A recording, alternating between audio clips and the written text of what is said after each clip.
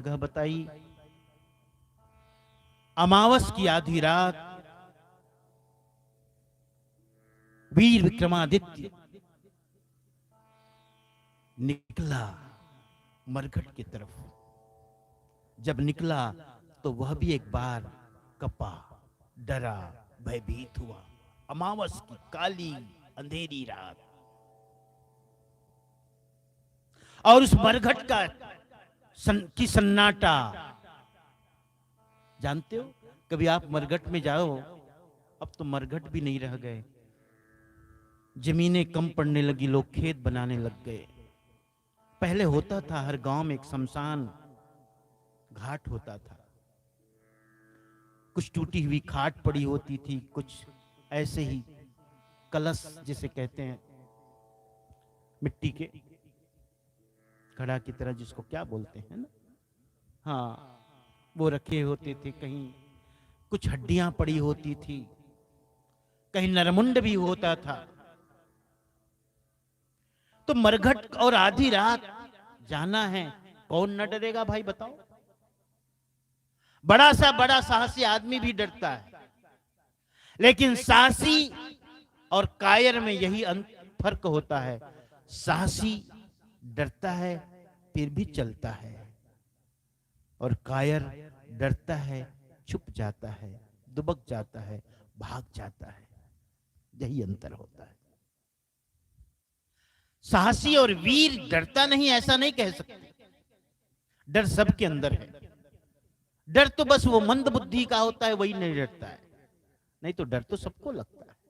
मंद बुद्धि जानते हैं, कोई कोई बच्चे होते हैं ना मंद बुद्धि वाले, वो किसी भी कीड़े मकोड़े को छूते पकड़ते रहते हैं, माँ बाप बड़े डरते रहते हैं। अरे देखना भाई उसको, क्योंकि उसे पता ही नहीं है कि इससे मुझे डरना चाहिए। वो अलग बात है, वो साहस की बात नहीं है, वो तो मंद बुद्धि की बात है। विक्रमादित्य बताई हुई जगह में गया। वह संत साधना में लगा हुआ था। उसने कहा, अच्छा आ गए तुम, ठीक है। यहां से थोड़ी दूर में पीपल का पेड़ है, वहां बहुत सारी लाशें लटकी हुई है।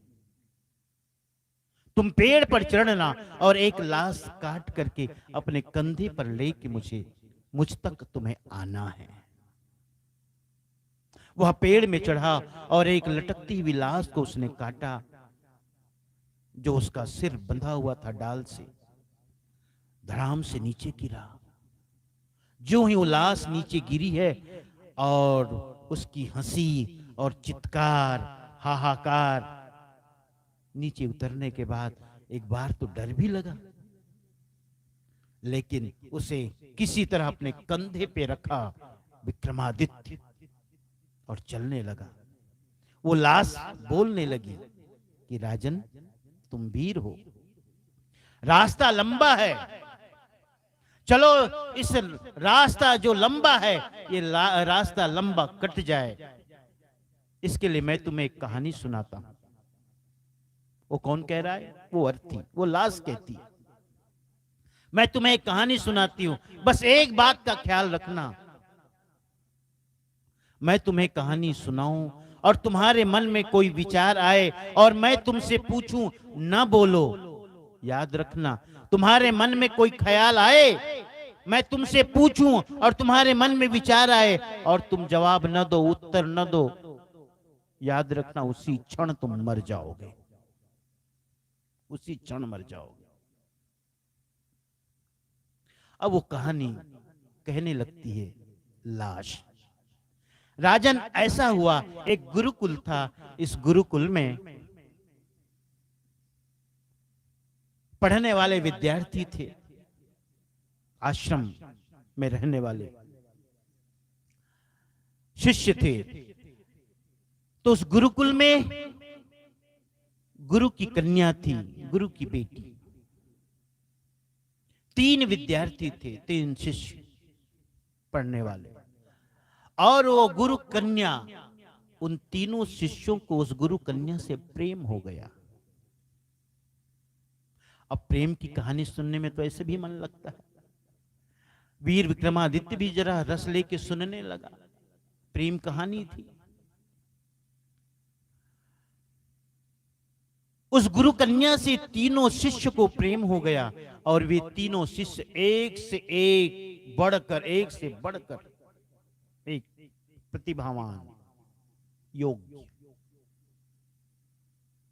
उस गुरु कन्या के सामने संकट और संशय, दुविधा, किसका वर्ण करूं मैं? क्योंकि एक का वर्ण करती हूं तो दो निराश, हताश, और दोनों भी कम नहीं, कोई भी कम नहीं। किसी भी एक का वर्ण करूं तो दो को तो छोड़ना होगा ना। लेकिन कोई भी दो, ऐसा नहीं कि कोई कमी उसमें हो। उसके सामने बड़ी समस्या आ गई। जानते हो क्या हुआ? कहते हैं वह लाश कहती है, एक कथा सुनाती है कि वह कहती है आगे की कथा ऐसा है कि वह गुरु कन्या अंत में आत्महत्या कर लेती है। तीनों मेरे लिए प्रिय हैं और मैं एक का बनना, एक की बनना नहीं चाहती और तीनों का वर्ण नहीं कर सकती। ये भी संभव नहीं, व्यवहारिक नहीं। और मैं तीनों को छोड़, किसी दो को छोड़ नहीं सकती, तीनों का वर्ण नहीं कर सकती। ऐसा जानकर उसने आत्महत्या कर ली। जब आत्महत्या कर ली तो उसकी जहां चिता जलाई गई, तीनों के तीनों प्रेमी पहुंचे। एक वहीं से परिव्राजक बनकर वहां से दूर चले गए। जब तुम ही नहीं तो जीवन का क्या मतलब, ऐसा सोच करके सन्यासी बन गया। परिव्राजक दूर चला गया। एक जो था, कहा जब तुम नहीं तो तुम्हारे बिना जीवन अधूरा है, और वहीं बैठ करके धुनी रमाए, धुनी रमाए वहीं बैठ गया। बस अब क्या जाना, बस यही धुनी रमाए वहीं बैठ गया उसके ध्यान में। जो तीसरा था वह भी उतना ही प्रेम करता था। उसने कहा मैं तुमसे इतना प्रेम करता हूं, तुम्हें छोड़कर जा नहीं सकता, धुनी रमा नहीं सकता। लेकिन वह क्या करता था जानते हो? उसकी अस्थियों को, अस्थि पंजर को पास में बहती हुई नदी से रोज धोकर लाता, ले जाता, धोकर लाता, ले जाता। रोज का नियम था उसका। एक तो दूर चला गया, एक धुनी रमाकर वहीं बैठ गया, और एक रोज उसे उसके अस्थि पंजर को धोकर लाता, ले जाता, लाता, ले जाता, सुबह ले जाता, धो करके फिर ले आता, वहीं रख देता। दूसरे दिन फिर सुबह ले जाता, फिर धो करके ले, यानी स्नान करा कर ले आता। वह जो परिवारजक बन गया था, उसे किसी ने बताया कि मैं तुम्हें एक ऐसा मंत्र सिखाता हूं, बताता हूं, जिस मंत्र के अभिधान से अगर किसी कोई जीव है, उसका अस्थि पंजर है, तो तुम इस मंत्र का विधान करो तो वो सजीव हो जाएगा। वह सीख लिया, उसे स्मरण आया कि मैं जिस गुरु कन्या से प्रेम करता हूं, जिसने चिता में अपने आप को जलाकर आत्महत्या कर ली, शायद ये मंत्र वहां काम आ जाए। वो दौड़ा दौड़ा भागे भागे आया, लेकिन तब तक साल, 2 साल, 3 साल बीत चुके थे। उसे ये आशंका भी होने लगी, पता नहीं अब तक उसके अस्थि पंजर हैं कि नहीं हैं, हड्डियां शेष हैं कि नहीं हैं। लेकिन जब आया तो देखा और खुशी से मानो गदगद हुआ, खुशी से झूम उठा, अरे बहुत अच्छा। क्योंकि एक दूसरा शिष्य था, वो रोज उसे उसके अस्थि पंजर को धोकर लाता, सहेज कर रखा था। उसने बताया कि मैं एक ऐसे मंत्र की सिद्धि किया हूं कि अस्थि पंजर पर उस मंत्र को अभिमंत्रित करूं तो वह सजीव हो जाएगा। उसने तत्काल ही उस मंत्र का अभिधान किया और वो जो गुरु कन्या थी, कहते हैं जीवित हो उठी, पहले से कहीं ज्यादा सुंदर, रूपवान, रूपसी। कहानी यहां तक बढ़ गई। वह लाश उस विक्रमादित्य को जिसे कंधे पे वो लटका के ले जा रहा है उस संत के पास, और रास्ता को काटने के लिए, सफर को काटने के लिए जो कहानी सुना रहा है, कहानी यहां तक पहुंची। अब वह लाश पूछती है, किससे? विक्रमादित्य से।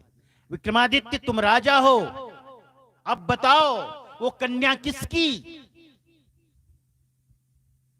वो कन्या किसकी जो जीवित हो उठी है? उसकी जिसने उसे जीवित किया, कि उसकी जो धूनी लमाए वहीं बैठा है, कि उसकी जो रोज प्रतिदिन उसके अस्थि पंजर को धो करके लाता है, ले जाता है, लाता है, ले जाता है? किसकी? तुम नीति जानने वाले हो, राजा हो, बताओ। और पहले ही कह चुकी थी क्या कि तुम्हारे अंदर विचार आए और ना बोलो तो उसी समय तुम मर जाओगे। राजा था, ऐसे न जाने कितने निर्णय उसने किए थे। विचार तो आया, जानता था विचार है, निर्णय है मेरे पास, उसे न कहूं तो मैं मर जाऊंगा, अच्छा है कह देना चाहिए। उसने कहा। ऐसा है, प्रेमी तो तीनों थे, उस गुरु कन्या से प्रेम करते थे, लेकिन जिन्होंने उसे जीवित किया मंत्र से, वो तो पिता तुल्य है, क्योंकि उसने जन्म दिया। वो तो पिता तुल्य हुए क्योंकि उसने जन्म दिया। फिर कहा जो दूसरा रोज नियम से उसके अस्थि पंजर को नदी में धोकर ले जाता, धोकर लाता, ले जाता, लाता, ले जाता, लाता, ले जाता, ये तो पुत्र का धर्म है, ये पुत्र का कर्तव्य है, ये तो पुत्र करता है। तो जो रोज ले जाता है, लाता है, स्नान करा करके, धो करके लाता है, ले जाता है, वो तो पुत्र की भांति है, पुत्र तुल्य है। वह भी उसे वर्ण नहीं कर सकता। सच्चा प्रेमी तो वही है जो उस लाश के पास बैठ करके धुनी रमाए, उसकी याद में बैठा हुआ है। उस लाश ने कहा कि तुम्हारे मन में विचार आया राजन, मैंने तुमसे कहा था अगर तुम्हारे विचार, तुम्हारे मन में विचार आया और तुम न बोलो तो तुम मर जाओगे, और तुमने कहा तो मैं तो बस फिर चलता हूं। वो लाश उड़ करके फिर उसी पीपल पेड़ में जा लटका। कहानी यूं ही चलती है। मैंने कहा ना शुरू में, ये कहानी अगर चित्त के मनोरंजन के लिए है तो भी कोई कमी नहीं है, इससे मनोरंजन भी है, लेकिन जीवन के सूत्र भी हैं। जानते हो, ये 25 कहानियां ऐसी बीतती है, और हर बार राजा कहानियां सुनता है, अपने को रोकने की कोशिश करता है कि विचार न आए, निर्विचार की स्थिति बने। और वही निर्विचार की स्थिति का मतलब तो ध्यान है। उसी निर्विचार की स्थिति का नाम तो होश है, उसी निर्विचार की स्थिति का नाम तो जागरण है। 25 कहानियों तक अपने को साधता रहा, साधता रहा, साधता रहा, और जब 25वीं कहानी पूरी होती है, कहानी कही जाती है, लेकिन मन में कोई विचार नहीं आता,